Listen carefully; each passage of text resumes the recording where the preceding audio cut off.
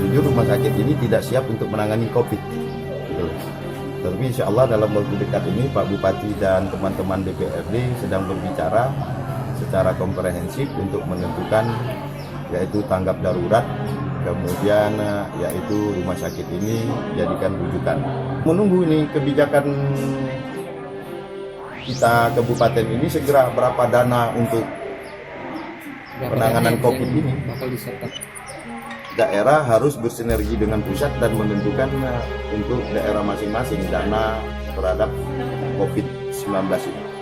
Kemudian saya dengar tadi ada untuk menyiapkan ini ruangan Ya khusus. sudah akan siap hari ini, sudah saya suruh siapkan. Ada berapa ruangan Pak? Kira-kira 10 bed. 10 bed ya? Ya. Sekarang kan kita kan belum tahu Pak. Di Muratara ini kan banyak orang-orang yang pulang dari daerah-daerah lain.